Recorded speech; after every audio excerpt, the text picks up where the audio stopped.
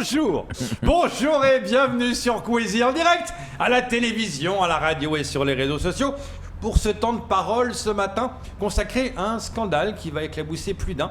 C'est ce réseau de trafic de papier qui est en train de tomber. Pour en parler, Daniel Zaidani est avec nous. Bonjour. Bonjour. Bienvenue. Merci. Alors, l'information est tombée hier. Les services d'investigation de la BRM qui enquêtent depuis le mois de juin sur un réseau de faux documents administratifs. 3 personnes ont été mises en garde à vue, puis sont placées en détention provisoire. Ça vous fait réagir ? Écoutez, un peu comme tout le monde, nous tombons des nues d'apprendre une telle nouvelle. Il est clair que faciliter, encourager et finalement avoir une action lucrative qui favorise l'immigration clandestine, c'est parfaitement contre-productif pour notre territoire. Néanmoins, je reste persuadé que la pierre angulaire de cette situation reste la délivrance de cartes de séjour à des personnes en situation irrégulière sur le territoire. Et c'est pour cette raison qu'il y a 2 ans, j'avais soutenu la démarche des collectifs qui manifestaient devant la préfecture, qui avaient fermé les services de la préfecture, qui délivraient tout simplement des cartes de séjour en bonne et due forme à des personnes qui sont rentrées de manière clandestine sur ce territoire. Si aujourd'hui d'autres individus profitent de cette situation de fait, c'est un scandale, je le dénonce, et bien évidemment, il faut le démanteler. Mais je crois que lorsqu'on parle d'immigration clandestine, il est fondamental aussi de chercher l'origine profonde du mal. L'origine profonde du mal, c'est que nous avons au niveau du territoire de Mayotte un appel d'air qui est provoqué par la préfecture de Mayotte. Oui, mais ce n'est pas une raison pour faire ce trafic. Cela étant, en 2011, sous votre mandature, il y a eu le même scandale. Il y a les mêmes choses. C'est pour cette raison, encore une fois, que je reste convaincu que les délivrances de cartes de séjour devraient se contenter soit de renouveler les personnes qui ont une situation, qui ont une carte de séjour, qu'on devrait les renouveler, ou tout simplement les personnes qui rentrent sur le territoire de Mayotte avec des visas et ensuite qu'on leur fournisse des cartes de séjour s'ils décident finalement de s'installer sur le territoire de Mayotte. Or, la grande majorité des cartes de séjour qui sont délivrées à la préfecture de Mayotte sont au bénéfice de personnes qui sont rentrées de manière clandestine sur le territoire de Mayotte. Vous savez, lorsqu'il y a eu les assises sur les violences et la délinquance à Mayotte il y a quelques semaines, le préfet de Mayotte avait été interpellé justement sur cet aspect des choses qu'il a dénoncé. Bien évidemment, il disait non, je ne donne pas des papiers sur base erronée. Mais là, on voit bien néanmoins que véritablement la préfecture est un appel d'air à cette immigration. Comment pouvez-vous penser qu'on puisse délivrer 1500 nouvelles cartes de séjour, par exemple, et de se rendre compte que le 2/3 sont au bénéfice de personnes qui sont rentrées sur le territoire de manière clandestine? D'une certaine manière, c'est encore une fois appeler les choses, à appeler les immigrés à venir de manière clandestine sur le territoire. Maintenant, nous avons tous nos responsabilités à chaque niveau. Il est clair qu'au niveau des municipalités, une plus grande vigilance doit être faite, parce que si il s'avère que plus de 1000 personnes ont pu bénéficier de certificats d'hébergement qui ont été certifiés par la mairie alors qu'ils étaient erronés, là aussi c'est un autre scandale qu'il va falloir arrêter. Mais on parle aussi que des têtes risquent de tomber, c'est-à-dire que c'est pas forcément des petits, entre guillemets, on parle de certains élus qui risquent de tomber. Je pense que nous sommes parfaitement conscients qu'il y a par moment des relations étroites, voire fumeuse entre l'immigration, les élus et les autres. On sait très bien qu'à chaque fois qu'il y a une campagne électorale qu'il s'ouvre, on voit bien quand même les largesses qui sont faites à certaines populations. Bon, maintenant, il est clair que toutes les personnes qui sont en situation irrégulière, nous le savons pertinemment que toutes leurs familles ne le sont pas. Ils ont des enfants qui sont nés sur ce territoire, qui ont potentiellement un électorat également. Et donc, c'est pour cela qu'il ne faut pas sacrifier son territoire pour quelques bulletins. Parce qu'au final, on parle de manne financière, on parle peut-être davantage d'avoir un électorat potentiel demain. Il y a des élections cantonales qui arrivent. Il suffit de voir, par exemple, avec la crise Covid, de quelle manière il y a eu quand même une distribution qui avait été orientée. Vous avez reçu encore la semaine dernière la communauté africaine qui sont sur ce territoire, qui se plaignaient de ne pas avoir à leur bénéfice, alors qu'ils font partie des personnes les plus fragilisées sur le territoire, qui n'ont pas le bénéfice des bons alimentaires et tout ce qui va avec. Donc là aussi, on a le droit de s'interroger sur la manière dont tout ceci est distribué sur le territoire de Mayotte, quelles sont les visées réelles qu'il y a derrière tout cela. Et donc, si effectivement des têtes doivent tomber, les têtes tomberont. Kamar Bourret, question. Alors justement, Denis Aden, on rappelle en tout cas que cette affaire l'enquête a été ouverte du côté de la mairie de Mamoudzou sous la mandature de Majani. 1000 personnes, vous l'avez dit à l'instant, ont pu bénéficier de ces faux documents. Aujourd'hui, vous, en tant qu'élu, en tant que citoyen, est-ce que vous pensez que tout de suite, la préfecture devrait retirer ces faux documents, en tout cas si ces personnes ont pu bénéficier d'une carte de séjour, les retirer, les reprendre? Il va de soi que si une personne a obtenu une carte de séjour sur la base de documents qui étaient faux et qu'il est avéré que ces documents étaient falsifiés, les documents fournis étaient falsifiés, il va de soi que nous attendons de la préfecture que toutes ces cartes de séjour qui ont été délivrées soient remises en question et que les bénéficiaires également de ces cartes de séjour, qui d'une certaine manière sont également complices de ce système. Juridiquement, ils risquent la même peine. Juridiquement, ils risquent la même peine que ceux qui ont donné les papiers. Ça va jusqu'à 7 ans, 350 000 euros d'amende, donc ça va loin. C'est pareil. Je pense que véritablement, il est nécessaire qu'un signal fort soit lancé aussi bien aux personnes qui ont favorisé le trafic, mais également aux bénéficiaires de ce trafic. Parce qu'on ne peut pas indéfiniment, comme ceci, lutter contre l'immigration clandestine et en parallèle voir des trafics qui se font. C'est la misère qui est exploitée sur le territoire de Mayotte. Dieu sait que la misère, elle est très présente, que les conditions de vie à Mayotte sont très difficiles et que le sésame d'une carte de séjour ouvre au bénéfice de plusieurs droits nouveaux. Donc il va de soi que derrière il y a des enjeux importants de vie pour ces familles-là. Mais encore une fois, Mayotte ne peut pas être l'Eldorado de tout l'océan Indien et de tout le bassin océan Indien également. Donc moi je crois qu'encore une fois qu'il est nécessaire qu'effectivement qu'on démantèle ce trafic, que les personnes qui ont contribué soient punies, quel que soit leur rang, mais en même temps, il faut aussi s'intéresser au mal. Ici, on dit qu'il y a des mesures qui doivent être mises en place pour lutter contre l'immigration clandestine. Je reste convaincu, et ce n'est pas la première fois que je le dis, que la préfecture a un rôle fondamental pour lutter contre cette immigration, et tant qu'elle délivrera ou qu'elle laissera planer l'idée que tout immigré qui rentre sur ce territoire, en particulier de manière clandestine, aura la possibilité, avec le temps, de pouvoir régulariser cette situation, fera que ces immigrés rentreront et continueront à rentrer sur ce territoire. Parce que, encore une fois, la grande majorité des cartes de séjour qui sont délivrées sur le territoire de Mayotte sont au bénéfice des personnes qui rentrent de manière clandestine.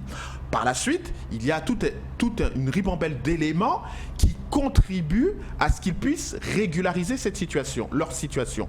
Mais c'est pour cela que je dis que tant qu'on régularisera ces situations-là, ça voudra dire aussi que sur le territoire de Mayotte, l'immigration clandestine n'est pas un poids. C'est-à-dire que nous n'avons toujours pas atteint notre limite d'absorption. Or, lorsque nous regardons toutes les statistiques, que ce soit scolaire, que ce soit de santé, que ce soit de logement, toutes les statistiques qui doivent contribuer à l'épanouissement d'une famille, d'un enfant sur le territoire de Mayotte, tout est saturé. Les écoles sont saturées, les hôpitaux sont saturés, les services sociaux sont saturés, la capacité de loger les gens sont saturés. Donc forcément, on absorbe, mais on ne développe pas toutes les infrastructures qui permettent de rendre un service efficient. C'est la raison aussi pour laquelle je continue à dire que nous devrions arrêter de délivrer les cartes de séjour à des personnes qui rentrent de manière clandestine, mais aussi dans le même temps, nous devrions faire en sorte que les cartes de séjour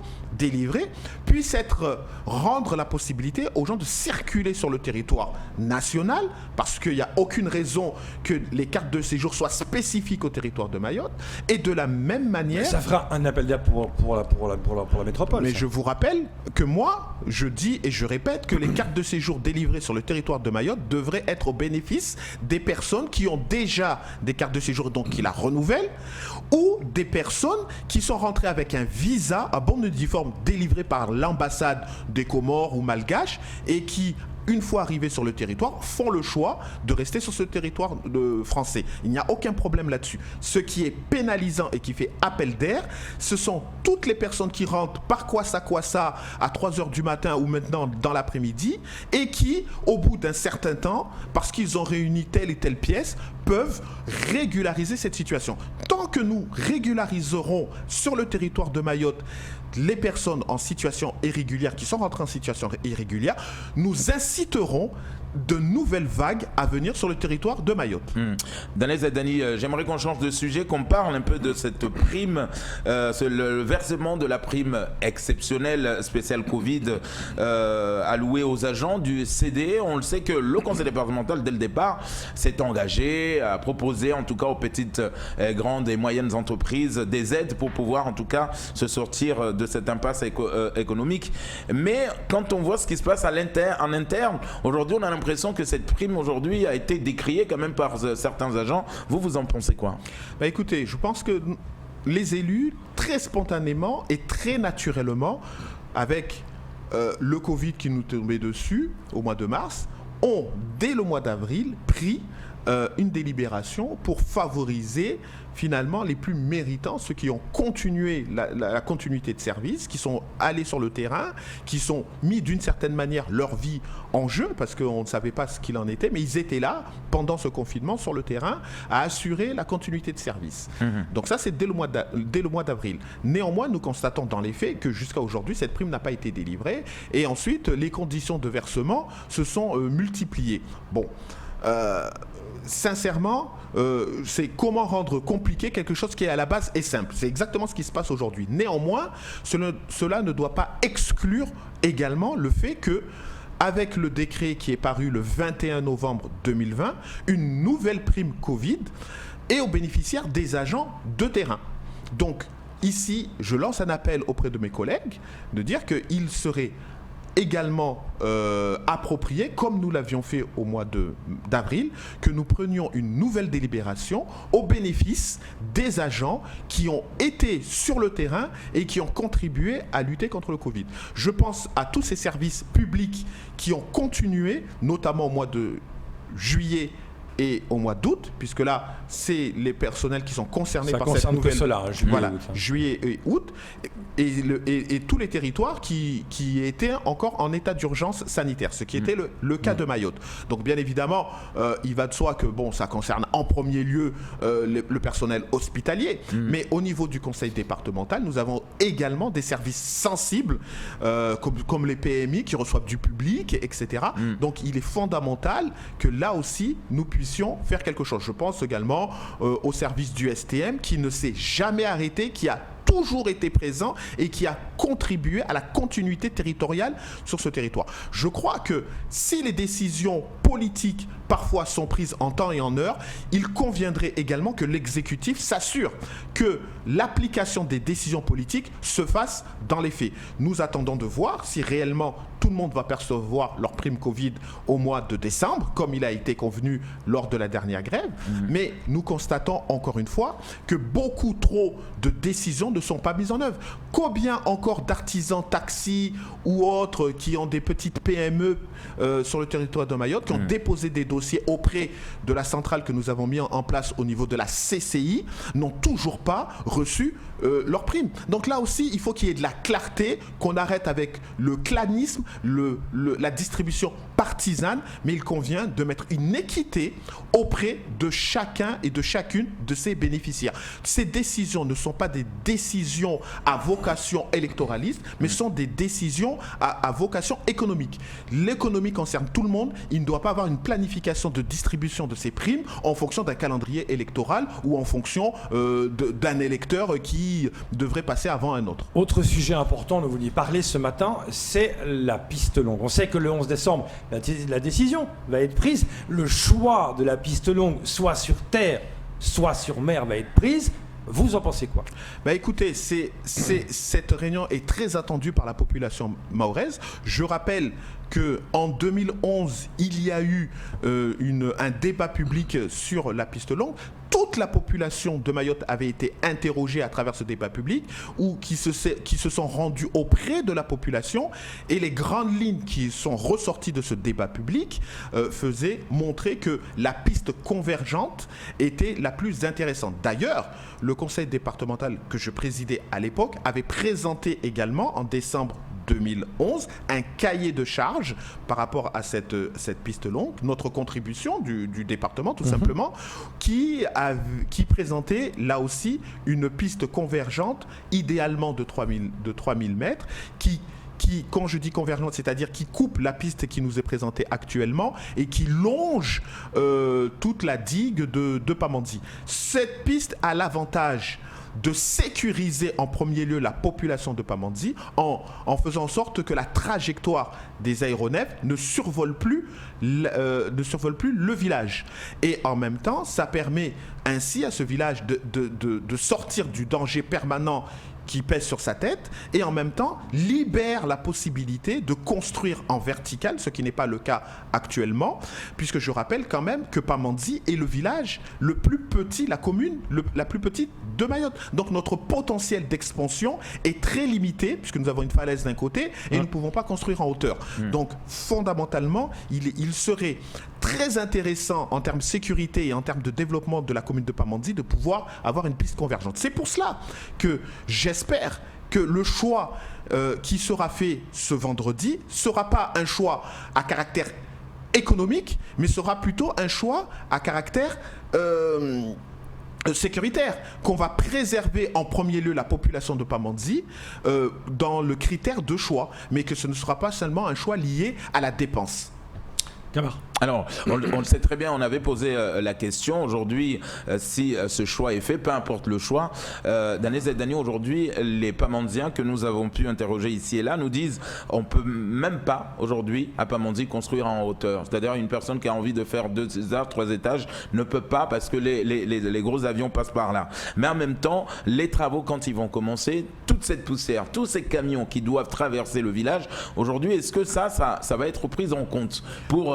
pas un dédommagement, mais au moins il y a une pensée pour la population de Pamandzi. Écoutez, lorsqu'il y a eu le premier prolongement de la piste, celle qu'on voit en bout de piste là, de 400 mètres, puisque la piste était de 1500, elle est passée à 1950 mètres, on avait créé une route alternative qui ne traversait pas le village, qui contournait le village de Pamandzi afin d'éviter les nuisances de tous ces remblais. De la même manière, pour la traversée Petite Terre, Grande Terre, il avait été créé le quai au niveau du fer à chaud pour éviter justement que Dzaoudi soit encombré par les camions et etc. Donc, véritablement, il y a 25 ans, lorsqu'on a fait le prolongement de cette piste, nous avions pensé à éviter tous ces nuisances-là. J'espère que 25 ans plus tard, l'État, puisque c'est celui qui est maîtrise d'œuvre sur ce projet, tiendra en compte également de ces nuisances, parce qu'actuellement, pour être très clair et aller dans le sens de votre question,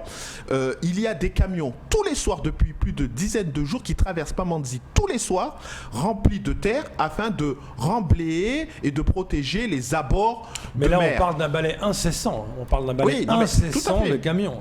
Mais là, c'est actuellement. Oui. Et pourtant, ça crée déjà une nuisance et rien n'a été fait pour.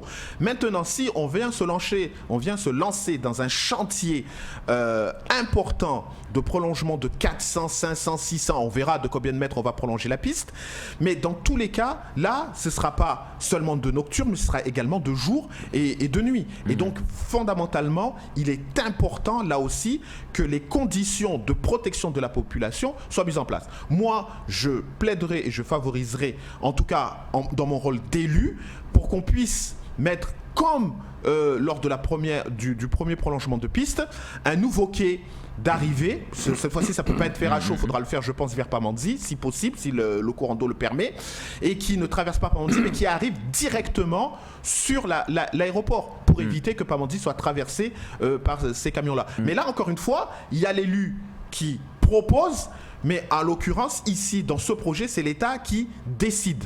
Donc là, j'ai tenu à venir sur le plateau pour que demain, l'État ne dise pas qu'il n'y avait pas pensé. Nous, les élus, nous en sommes conscients. Nous, les résidents de Pamandzi, nous en sommes conscients. J'espère que dans toutes les décisions qui seront prises, l'État le fera. C'est aussi pour cela que le conseil départemental, dès la semaine dernière, a validé le principe de contribuer à cette piste longue. Mais encore faut-il maintenant que le projet qui nous soit proposé convienne à tout le monde. Sur le principe, tout le monde a besoin de la piste et on ne luttera pas contre la piste, quel que soit le choix.